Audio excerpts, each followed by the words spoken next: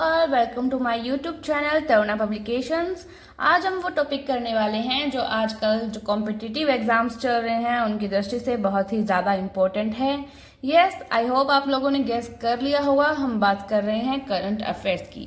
Current affairs से हर exam में question आते हैं, चाहे वो रेलवे हो, एसएससी हो, केंद्रीय विद्यालय, आरएएस, आईएएस, कोई भी एग्जाम हो, हर एग्जाम में करंट अफेयर्स से क्वेश्चन आते हैं। तो इस क्लास में हम पढ़ने वाले हैं वो करंट अफेयर्स जो कि इस बार एग्जाम में आ सकते हैं और बहुत ज़्यादा इम्पोर्टेंट है। देखो, आपको क्या करना है, जो भी आंसर आपको आता हो वो आंसर आपको कमेंट बॉक्स में कमेंट करते जाना है और लास्ट में चेक करना है कितने आंसर्स आपके सही हुए, कितने आप एग्जाम के लिए प्रिपेयर हैं। ओके, चलिए स्टार्ट करते हैं। हमारा पहला क्वेश्चन देखिए, पहला जो क्वेश्चन मैंने यहाँ पे लिया है वो प्रमुख दिवस के लिए भी बहुत इंपॉर्टेंट क्वेश्चन है, बिकॉज महिला दिवस कब मनाया जाता है ये इस क्वेश्चन में पूछा है। तो देखिए, पहला क्वेश्चन है, अंतर्राष्ट्रीय महिला दिवस मनाया जाता है। ऑप्शंस आपके सामने हैं, 1 मार्च, 18 मार्च, 12 मार्च या 8 मार्च।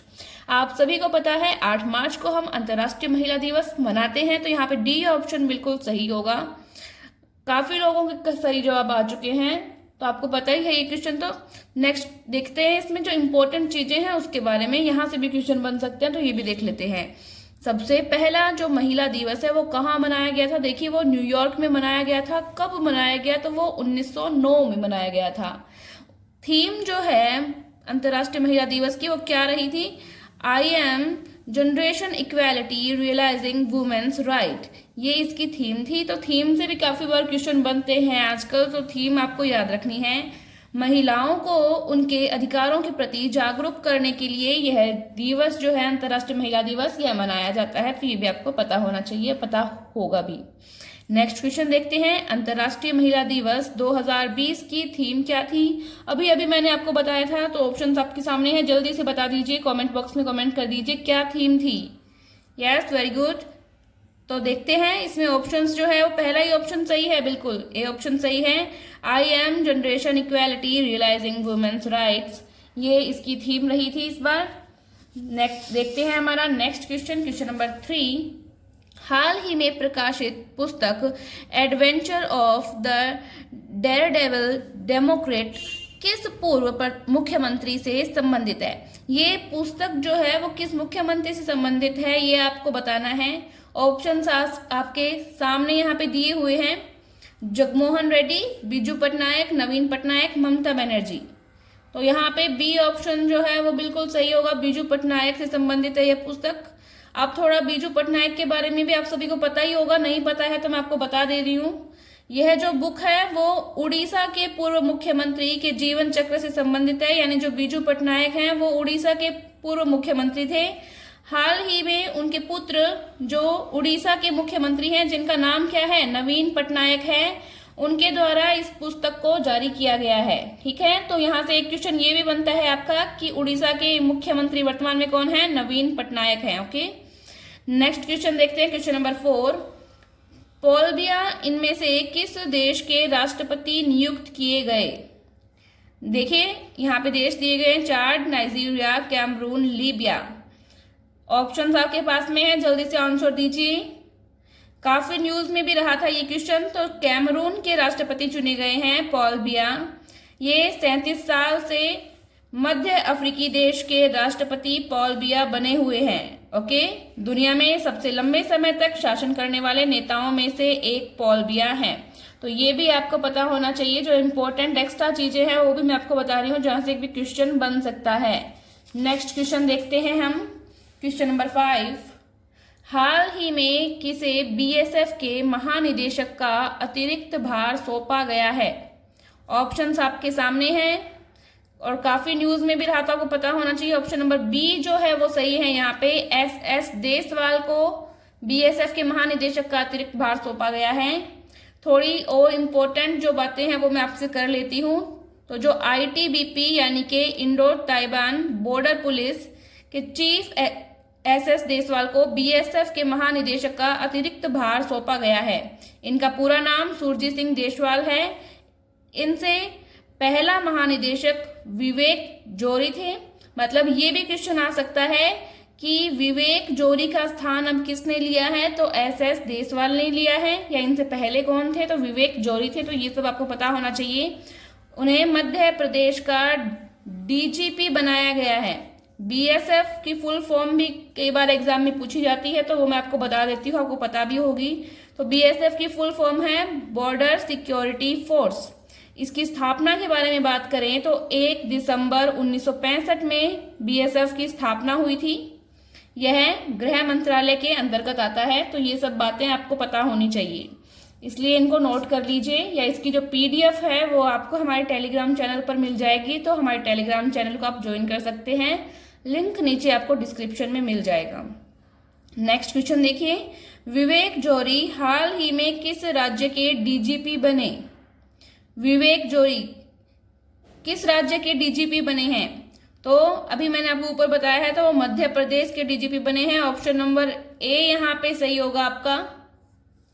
नेक्स्ट क्वेश्चन देखते हैं हम, क्वेश्चन नंबर 7, हाल ही में किस राज्य में चापचर कूट त्योहार मनाया गया है? ऑप्शंस आपके पास हैं, जल्दी से जवाब दीजिए। तो मिजोरम जो राज्य है उसमें ये त्योहार मनाया गया है, तो C ऑप्शन आपका सही होगा। यह मिजोरम का एक लोकप्रिय त्योहार है। यह बसंत ऋतु का स्वागत करने के लिए मनाया जाता है। इस त्योहार में राज्य के लोग पारंपरिक बांस नृत्य कार्यक्रम में भाग लेते हैं। तो यहाँ से आपका ये क्वेश्चन भी रेडी होता है कि मिजोरम में पारंपरिक नृत्य कौन सा है, बांस नृत्य है।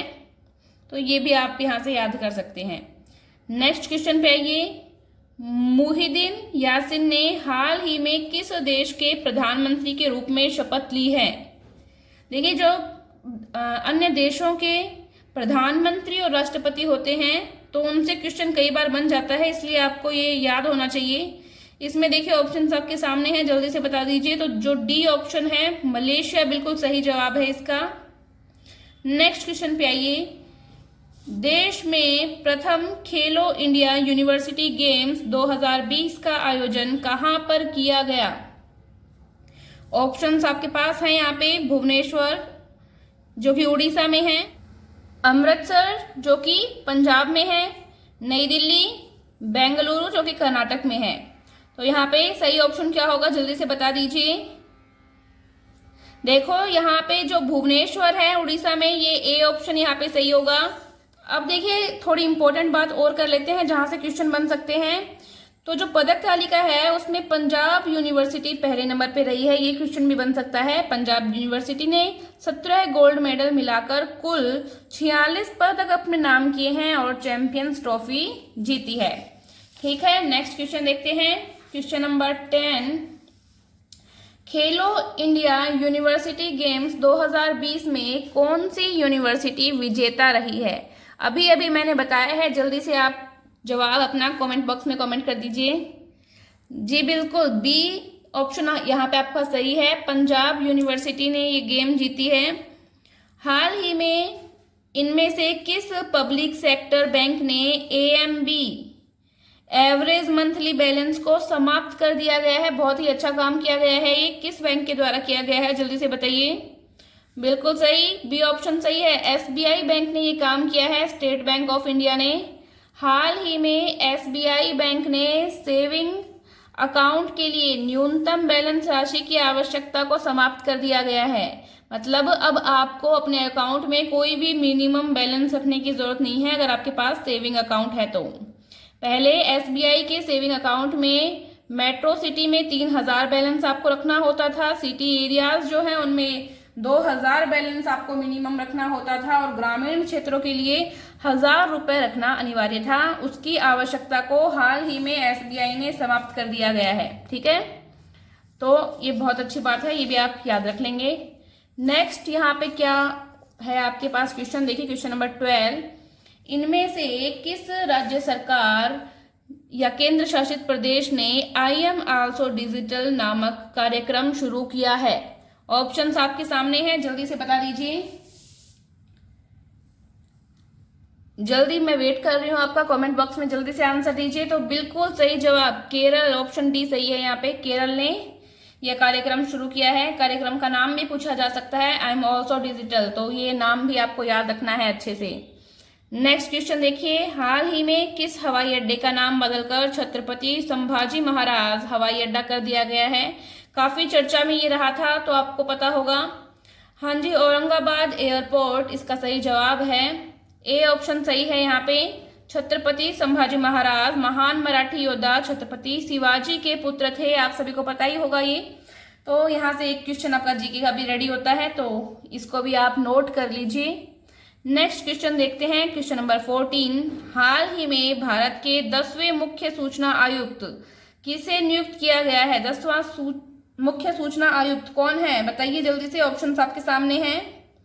बिल्कुल, विमल जुल्का जी जो हैं उनको मुख्य सूचना आयुक्त नियुक्त किया गया है। तो यहाँ से ये क्वेश्चन भी पूछ सकते हैं कि कौन से मुख्य सूचना आयुक्त हैं ये? तो ये 10वें मुख्य सूचना आयुक्त हैं। तो क्वेश्चन किसी भी तरह से आए, कैसे भी उसको मॉडिफाई करे एग्जामिनर, आपको उसके लिए रेडी रहना है। तो इसमें डी ऑप्शन सही है। नेक्स्ट क्वेश्चन देखने से पहले हम कुछ इंपॉर्टेंट टॉपिक्स पर डिस्कस कर लेते हैं जहां से एग्जाम में क्वेश्चन बन सकता है। देखिए, जो राष्ट्रपति रामनाथ कोविंद है, हाल ही में इन्हें शपथ दिलवाई गई थी। 11 जनवरी को सुधीर भार्गव जो सेवानिवृत्त हुए, यह पद खाली था। तो CIC केंद्रीय सूचना आयोग इसका प्रमुख मुख्य सूचना आयोग होता है। इसकी स्थापना जो है उसका काम क्या होता है? सूचना का अधिकार यानी कि राइट टू इंफॉर्मेशन एक्ट के तहत 2005 में भारत सरकार के द्वारा की गई थी इसकी जो स्थापना है। और यह संस्था शासन की प्रणाली में पारदर्शिता बनाए रखने के लिए महत्वपूर्ण भूमिका निभाती है। ठीक है, तो ये सभी चीजें आपको पता भी है, मैं फिर भी बता देती हूँ आपको। इसमें मुख्य सूचना आयुक्त, यहाँ पे आप आयुक्त लिखेंगे, ये लिखने में मिस्टेक हुई है यहाँ पे। इसमें मुख्य सूचना आयुक्त की जो नियुक्ति है वो किसके द्वारा की जाती है? ये क्वेश्चन बहुत इंपॉर्टेंट है। तो वो राष्ट्रपति के द्वारा की जाती है, जो भारत के पहले मुख्य सूचना आयुक्त थे। यहाँ पे भी आपको आयुक्त करना है, इसको नोट कर लेना आप। आयुक्त कौन थे? तो वो वजाहत हबीबुल्ला थे। ठीक है, तो यहाँ से आपके और भी जीके के क्वेश्चंस रेडी हुए हैं, तो उनको भी आप साथ में नोट कर लेना। ठीक है, CIC का पूरा नाम पूछ सकते हैं, केंद्रीय सूचना आयोग, ये मैंने आपको बता ही दिया है। चलिए नेक्स्ट क्वेश्चन पे चलते हैं। क्वेश्चन नंबर 15, मुख्य सूचना आयुक्त की नियुक्ति किसके द्वारा की जाती है? अभी अभी मैंने ऊपर बताया है, जल्दी से आप बता सकते हैं। हाँ जी, राष्ट्रपति के द्वारा नियुक्ति की जाती है। तो बिल्कुल सही जवाब है आपका ऑप्शन डी। नेक्स्ट क्वेश्चन देखते हैं, क्वेश्चन नंबर 16 है। देश के पहले मुख्य सूचना आयुक्त कौन थे? ये भी मैंने अभी आपको बता दिया है। तो आपके पास ऑप्शन है यहाँ पे वजाहत हबीबुल्ला, ये बिल्कुल सही ऑप्शन होगा। नेक्स्ट क्वेश्चन देखते हैं, चमेली देवी जैन पुरस्कार इनमें से किस क्षेत्र में उत्कृष्ट कार्य के लिए प्रदान किया जाता है? तो ऑप्शंस आपके सामने हैं, जल्दी से जवाब दीजिए। तो ये डी ऑप्शन सही है। यहाँ पे आपका पत्रकारिता के लिए ये पुरस्कार प्रदान किया जाता है। कुछ इंपॉर्टेंट बातें जो इससे जुड़ी है उसकी चर्चा करेंगे यहाँ पे। 1981 से चमेली देवी जैन पुरस्कार दिया जाता आ रहा है। इस साल में द वायर की वरिष्ठ संपादक जो हैं, जिनका नाम है आरफा खानम, को कश्मीर और उत्तर प्रदेश से रिपोर्टिंग के लिए और स्वतंत्र पत्रकार रोहिणी मोहन को असम में NRC पर अपनी खोज के लिए चमेली देवी जैन पुरस्कार से सम्मानित किया गया है। तो यहाँ पे आपको रोहिणी मोहन को भी याद रखना है और आरफा खानम, दोनों को याद रखना है। यहाँ से भी क्वेश्चन बन सकता है, तो ये भी आप नोट कर लीजिए साथ में। सभी जो इंपॉर्टेंट क्वेश्चन है वो मैं आपको बता दे रही हूँ, साथ साथ में आप नोट करते जाएं या PDF से भी पढ़ सकते हैं। हाल ही में राष्ट्रपति ने पूर्व मुख्य न्यायाधीश रंजन गोगोई को राज्यसभा सदस्य मनोनीत किया। वह भारत के कौन से वे मुख्य न्यायाधीश थे? यहाँ पे ऑप्शंस आपके सामने हैं, देखिए। रंजन गोगोई जो राज्यसभा सदस्य मनोनीत किए गए हैं, वह भारत के कौन से मुख्य न्यायाधीश थे? बताइए। ऑप्शन नंबर सी सही है। यहाँ पे 46वें मुख्य न्यायाधीश थे। देखिए, इनसे जुड़े कुछ और इम्पोर्टेंट जो बातें हैं वो हम यहाँ डिस्कस करेंगे। रंजन गोगोई ने अपने कार्यकाल में बहुत ही आम फैसले लिए हैं और बहुत अहम फैसले भी लिए हैं। दोनों तरह के फैसले इन्होंने लिए हैं। उनमें एक था राम जन्मभूमि वाला फैसला, राज्यसभा सदस्य मनोनीत किया गया है इनको। राज्यसभा सदस्य वर्तमान में 245 हैं, इनमें से 233 रिप्रेजेंटिंग होते हैं और स्टेट एंड यूटी के, और 12 नॉमिनेट किए जाते हैं। किसके द्वारा किए जाते हैं? राष्ट्रपति के द्वारा नॉमिनेट किए जाते हैं। देखिए, जो स्टेट्स और यूनियन टेरिटरीज होती हैं उनके 12 सदस्य जो हैं उनको राष्ट्रपति मनोनीत करते हैं राज्यसभा में। ये क्वेश्चन काफी बार आ चुका है, तो आप ये याद रखें, नोट कर लीजिए इसको। नेक्स्ट है, हमारे संविधान के अनुच्छेद 80 खंड 3 के तहत राष्ट्रपति के पास राज्यसभा को मनोनीत करने की शक्तियां होती हैं। विशेष ज्ञान वाले जो व्यक्ति होते हैं, उन्होंने किसी विशेष क्षेत्र में कोई विशेष योगदान दिया होता है, उनको राष्ट्रपति के द्वारा इसमें मनोनीत किया जाता है। ऐसे व्यक्तियों को विज्ञान, कला, साहित्य और समाज सेवा इत्यादि में विशेष ज्ञान होना चाहिए, या इनके द्वारा कोई विशेष कार्य किया गया हो तो इनको मनोनीत किया जाता है। देखिए, नेक्स्ट हमारे क्वेश्चन पे आते हैं। अब संविधान के किस अनुच्छेद के तहत राष्ट्रपति के पास राज्यसभा सदस्य मनोनीत करने की शक्तियां होती हैं? अभी अभी मैंने बताया है 80 खंड 3 के तहत ये शक्तियां होती है, तो ए ऑप्शन यहाँ पे सही होगा। नेक्स्ट क्वेश्चन हम देखते हैं, क्वेश्चन नंबर 20। हाल ही में प्रकाशित पुस्तक invincible A tribute to Manohar Parrikar के लेखक हैं। कौन है इसके लेखक? बताइए, ऑप्शंस दिए हुए हैं। तो यहाँ पे तरुण विजय इसके लेखक हैं। मनोहर पर्रिकर के बारे में बात करें तो ये भारत के पूर्व रक्षा मंत्री रहे हैं, और भारत के जो गोवा राज्य है उसके मुख्यमंत्री भी ये रह चुके हैं, मनोहर पर्रिकर। नेक्स्ट क्वेश्चन देखते हैं, क्वेश्चन नंबर 21। हाल ही में किस राज्य सरकार ने SC/ST कर्मचारियों के लिए प्रमोशन इन रिजर्वेशन यानी कि पदोन्नति में आरक्षण को हटा दिया गया है? पदोन्नति के अंदर जो आरक्षण मिलता था SC/ST कैटेगरीज को, वो हटा दिया गया है। किस राज्य सरकार ने हटाया है वो आपको बताना है। तो ऑप्शंस आपके सामने हैं, बताइए जल्दी से। तो उत्तराखंड जो राज्य है उसने जो पदोन्नति आरक्षण है उसको हटा दिया गया है। देखिए, फरवरी 2020 में सर्वोच्च न्यायालय सुप्रीम कोर्ट ने यह कहा था कि सरकारी नौकरी में प्रमोशन में आरक्षण मौलिक अधिकार नहीं है और इसे लागू करना राज्य सरकार पर निर्भर करता है। तो उत्तराखंड ने इसको हटा दिया है। ठीक है, नेक्स्ट क्वेश्चन हम देखते हैं 22। हाल ही में जारी वर्ल्ड हैप्पीनेस रिपोर्ट 2020 में भारत किस स्थान पर है? तो यहाँ पे ऑप्शंस आपके सामने हैं। भारत 144वें स्थान पे है। बहुत ही बुरी बात है। देखिए ये और क्या क्वेश्चन बन सकते हैं वो भी मैं आपको बता देती हूँ। 20 मार्च 2020 को संयुक्त राष्ट्र ने अंतर्राष्ट्रीय प्रसन्नता दिवस पर वर्ल्ड हैप्पीनेस जारी की है। वर्ल्ड हैप्पीनेस की जो रिपोर्ट है वो रिपोर्ट जारी की है। इसके अंदर 156 देशों की सूची थी और उस 156 देशों में से भारत को 144वां स्थान मिला है। पिछले साल भारत जो है 2019 में 140वीं रैंक पे था। वैसे तो 140वीं रैंक भी कोई अच्छी बात नहीं है हमारे लिए, और इस बार तो 144वें स्थान पर आ गया है। तो खुश रहिए, हंसते रहिए, मुस्कुराते रहिए। नेक्स्ट क्वेश्चन देखते हैं, question number 23। World happiness report 2020 के अनुसार विश्व का सबसे खुशहाल देश कौन सा है? तो ऑप्शन आपके सामने है। क्वेश्चन काफी बार आ चुका है, नोट कर लीजिए। फिनलैंड। फिनलैंड जो है वो सबसे खुशहाल देश है। देखिए 2019 के अंदर भी फिनलैंड ही फर्स्ट नंबर पे बना हुआ था, तो ये भी आपको पता होना चाहिए। नेक्स्ट क्वेश्चन पे आते हैं। सुर्खियों में रहे सत्यरूप सिद्धांत किस क्षेत्र से संबंधित है? ऑप्शंस आपको पता है, बताइए जल्दी से। तो जो सत्यरूप सिद्धांत है वो पर्वतारोही है। ऑप्शन सी यहाँ पे बिल्कुल सही होगा। देखिए 2019 में विश्व के सबसे ऊंचे ज्वालामुखी पर चढ़ने का कारनामा इन्होंने कर दिखाया है। ऐसा करने वाले ये भारत के पहले हैं। इन्हें निम्का बुक वर्ल्ड रिकॉर्ड्स जो हैं उनके अंदर इनका नाम जो है वो आया है, इनको नामित किया गया है।